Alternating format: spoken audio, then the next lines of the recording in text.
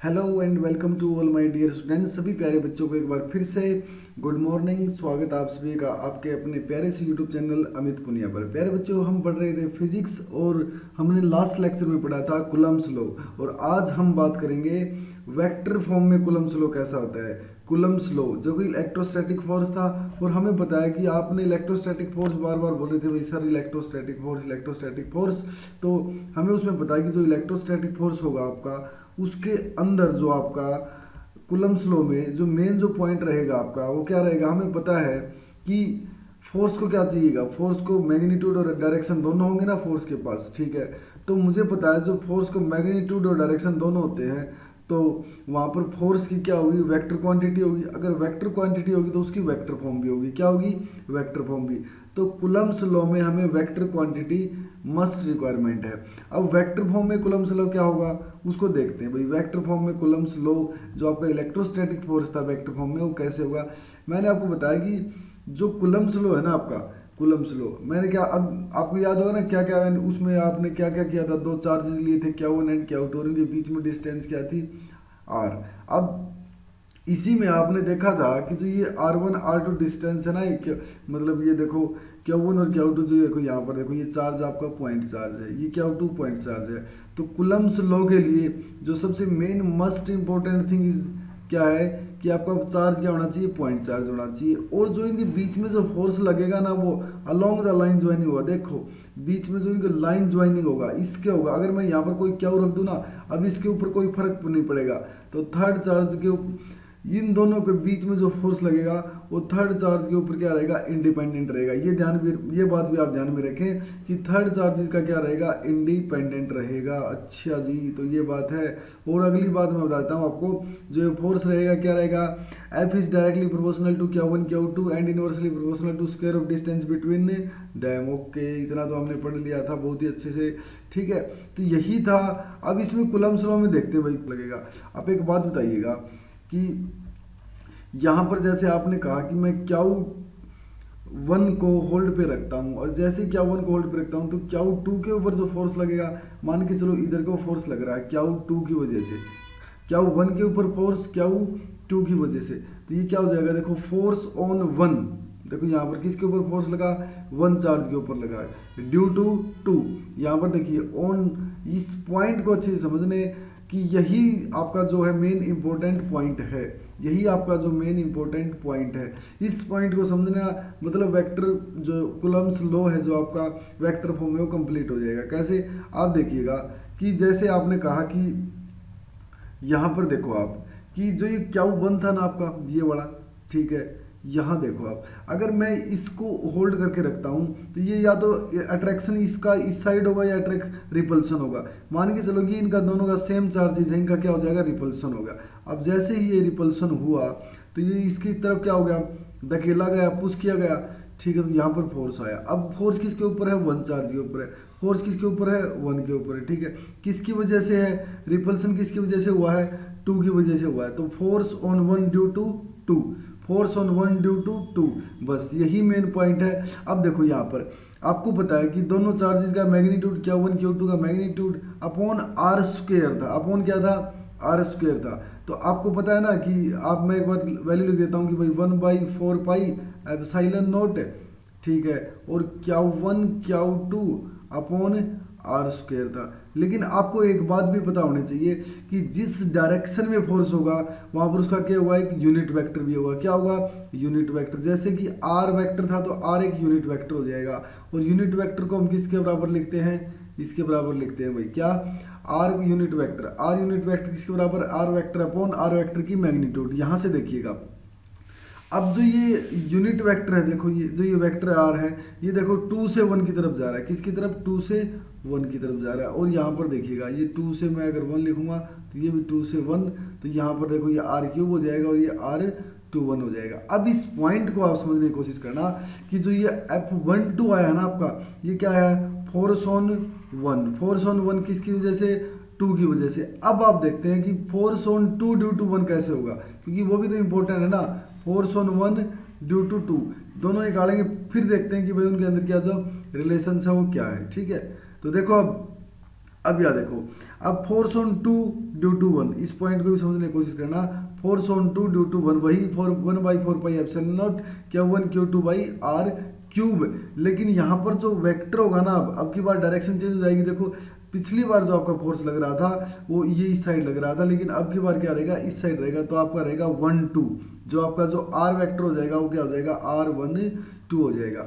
अब इस पॉइंट को समझना, यहाँ पर इन दोनों का रिलेशन देखना, R21 और R12 में क्या डिफरेंस है, R1 और 2 और क्या डिफरेंस है, बस इनकी अपोजिट डायरेक्शन। इसको पॉइंट को अच्छे से नोटिस करना कि इनके अंदर क्या डिफरेंस है। इनके अंदर एक ही डिफरेंस है कि ये क्या है, अपोजिट डायरेक्शन में है। अगर मैं कोई भी साइन अगर अपोजिट डायरेक्शन होता है तो उसका नेगेटिव साइन के साथ मैं क्या करता हूँ, रिप्रेजेंट करता हूँ। अच्छा जी, तो R12 negative sign of R21 मतलब इक्वल है लेकिन नेगेटिव साइन। अच्छा मैं नेगेटिव साइन लगा देता हूँ, मतलब बात खत्म हो जाएगी। तो फोर्स F21 हो या फोर्स F12 हो, फोर्स F21 हो या F12, देखो आप दोनों में देखो यहाँ पर नेगेटिव साइन आ गया, और ये देखो फोर्स किसके बराबर था, F12 के बराबर। इसका मतलब क्या, ये इसका मतलब यहाँ से देखिएगा। अब इस पॉइंट को समझना, ये क्या है, F1 है, नेगेटिव साइन ऑफ F2। अच्छा तो बस यही समझ लेना, ये F12 है, ये F21 है। इसको पूरे पॉइंट को समझना कि जो ये पॉइंट निकल के आया आपका, ये F जो 21 आया ना आपका, F21 वो नेगेटिव साइन ऑफ F12। बस ये देखो, ये इतना सा समझ में आ गया, बात खत्म।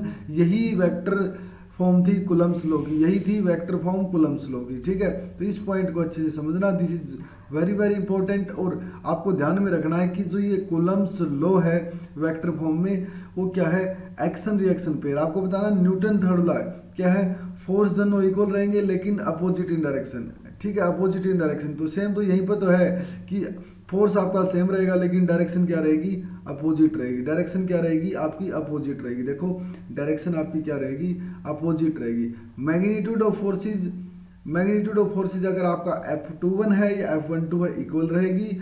मैग्नीट्यूड आपकी इक्वल रहेगी लेकिन डायरेक्शन आपकी क्या रहेगी, अपोजिट रहेगी। क्वेश्चन देखते हैं कूलम्ब्स लॉ के ऊपर, एक दो क्वेश्चन देखते हैं कैसे आपने करना है इस क्वेश्चन को। कूलम्ब्स जो फोर्स है वो ट्रूली ओनली 4 पॉइंट चार्जेज किसके लिए रहेगा, देखो यहाँ पर ऑप्शन आपके सामने है। क्या कूलम्ब्स लॉ मूविंग चार्जेस पे लागू रहेगा। मैंने स्टार्टिंग में चैप्टर में, हम कौन सा चैप्टर पढ़ रहे हैं, हम पढ़ रहे हैं इलेक्ट्रोस्टैटिक, मतलब चार्जेस एट रेस्ट। अच्छा तो यहाँ पर ये रहेगा स्टैटिक चार्जेस के लिए, केवल रहेगा स्टैटिक चार्ज के लिए, ठीक है। अगर जो फोर्स ऑफ अट्रैक्शन और रिपल्सन है किसी दो स्टेशनरी पॉइंट चार्जेस के बीच में, देखो यहाँ पर स्टेशनरी पॉइंट चार्जेस के बीच में इज दी, यहाँ पर देखिए पॉइंट चार्जेस जो है, आपको कुछ ब्लैंक दिया हुआ है, to the product of their charges inversely proportional to the square of distance between them. अच्छा एक बात बताइएगा, यहाँ पर जो प्रोडक्ट है वो चार्जेस का वो कौन सा है, इक्वल है, डायरेक्टली प्रोपोर्शनल है, इनवर्सली प्रोपोर्शनल है, क्या बताओगे आप कहोगे सर ये तो डायरेक्टली प्रोपोर्शनल किसका है, प्रोडक्ट ऑफ चार्जेस का है, और इनवर्सली प्रोपोर्शनल किसका है, square of distance between them है। अच्छा ये बात है। अच्छा जी अगला क्वेश्चन देखते हैं। Condition that should satisfy Coulomb's law, किस कंडीशन पर ही क्या होगा आपका जो कूलम्ब्स लॉ है वो सेटिस्फाई होगा। आपको एक बात बताया, it is an only true for static charge. अच्छा जी इट, देखो बिल्कुल सही बात है, स्टैटिक चार्ज के लिए, स्टेशनरी चार्ज के लिए एप्लीकेबल है भाई, दूसरी पॉइंट चार्ज के लिए एप्लीकेबल है, तीसरी लाइन ज्वाइनिंग होनी चाहिए, ठीक है। तो it act along the line joining of the two charges considered to be point charge, ठीक है, मतलब वो पॉइंट चार्ज भी होना चाहिए और लाइन ज्वाइनिंग होना चाहिए। It is true for moving charge, ये गलत है भाई। तो ए और बी पॉइंट सही है, तो ऑप्शन डी आपका ए और बी पॉइंट हो जाएगा भाई, ठीक है। जो हमारा जो नेक्स्ट होगा वो होगा चार्ज डिस्ट्रीब्यूशन। भाई चार्ज कैसे हम डिस्ट्रीब्यूट करते हैं, तो एक बार मैं आपको बता देता हूँ कि जो आपने जो अभी पढ़ा, आपने अभी जो पढ़ा है क्या, जो वेक्टर फॉर्म पढ़ी आपने, इसको ध्यान से रखना। वेक्टर फॉर्म में क्या है कि आपका जो फोर्स है वो आपका इक्वल रहेगा, फोर्स क्या रहेगा आपका इक्वल रहेगा, ठीक है। इस पॉइंट को आप अच्छे समझना, जो वेक्टर फॉर्म में है जो आपका वो इक्वल रहेगा। जैसे कि आपको बताया गया है कि 2 पॉइंट चार्जेस हैं, 2 पॉइंट चार्जेस है भाई Q1 और Q2, ठीक है। अगर इस चार्जेस देखो यहाँ पर ये लाइन ज्वाइनिंग है, यहाँ पर एक ये लाइन ज्वाइनिंग है, ये इमेजिनरी लाइन भी हो सकती, इमेजिनरी लाइन होगी है, क्योंकि आपको पता है इलेक्ट्रोस्टैटिक फोर्स है वो पाथ पर डिपेंड नहीं करता, एक्ट हमेशा लाइन ज्वाइनिंग करता है, ध्यान रखना, एक्ट अलोंग लाइन करेगा लेकिन अलोंग लाइन, बट पाथ पे डिपेंड नहीं करता। किस पे, पाथ पे डिपेंड नहीं करता, और independent of other charges, independent of other charges, ठीक है, इंडिपेंडेंट ऑफ अदर चार्जेज, मतलब ये इस पॉइंट को भी समझेंगे आगे, प्रिंसिपल ऑफ सुपरपोजिशन में, ठीक है।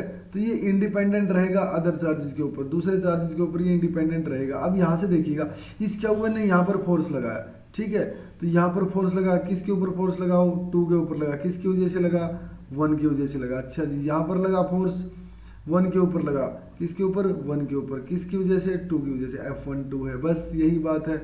मैग्नीट्यूड F12 निकालो या F2 निकालो, F12 निकालो या F21 निकालो, आपको देखो आपके सामने ऐसे ही लिखना आपने, ये R वेक्टर है, ठीक है। अगर आप F12 जा रहे हो F21 जा रहे हो, वही बात 1/4 pi epsilon not Q1 Q2 by R square. अब आर से देख लेते हैं भाई, आर आपके बीच में दिया हुआ, मैं कहूँगा अगर मैं वेक्टर फॉर्म में लेता हूँ F12 को और F21 को, तो आप ध्यान से रखना ये किसके बराबर हो जाएगा, R vector upon R vector की मैग्नीट्यूड। तो यहाँ से आर वेक्टर आ जाएगा और आर की क्यूब हो जाएगी, ठीक है, यही डायरेक्शन मेंशन हो जाएगी। अब ये R12 आप F12 जा रहे हो ना, आप इस साइड जा रहे हो, आप इस साइड जा रहे हो, तो ये हो जाएगा F2 से 1 जा रहे हो, आप कहाँ से, R2 से 1 जा रहे हो, ठीक है जी। तो यहाँ भी सेम टू सेम फिर वही, अगर 1/4 पाई एप्सिलॉन नॉट हो गई आपकी, मैं एक बार इसको रिवाइज करवा जा रहा हूँ आपको ताकि आप अच्छे से कर पाए, इसको R क्यूब हो जाएगी और ये R12 हो जाएगी, ठीक है। अब इन दोनों को देखोगे तो ये दोनों अपोजिट डायरेक्शन है, एक बार ये इस साइड 1 से 2 जा रही डायरेक्शन, एक बार 2 से 1 जा रही है, तो ये अपोजिट डायरेक्शन है। तो यहाँ से बस वही F12 आपका नेगेटिव साइन ऑफ F21 हो जाएगा। प्यारे बच्चों, बहुत ही आसान सा टॉपिक था, बहुत ही इजी सा टॉपिक है, वेक्टर फॉर्म है, कुछ नहीं करना आपको, बस केवल डायरेक्शन मेंशन होनी चाहिए, ठीक है। और अभी हम एक बार थ्योरी करेंगे सभी की सभी, फिर बाद में हम क्वेश्चंस भी देखेंगे। अगले लेक्चर में भी हो सकता है कि मैं आपको 1-2 क्वेश्चन इससे रिलेटेड करवाऊंगा कूलम्ब्स लॉ से, ताकि आपको अच्छे से समझ में आए। बहुत ही इजी सा टॉपिक रहेगा, ज़्यादा घबराने वाली इसमें कोई बड़ी बात है नहीं। अगर आपको वीडियो अच्छी लगती है तो आप चैनल को आप सब्सक्राइब करना है, शेयर करना है वीडियो को, और अच्छे अच्छे नोट्स बनाने, ताकि आपको आज से आगे के जो लेक्चर्स हैं वो समझ में आते रहे, ठीक है। तो मिलते हैं नेक्स्ट लेक्चर के अंदर, बहुत बहुत धन्यवाद।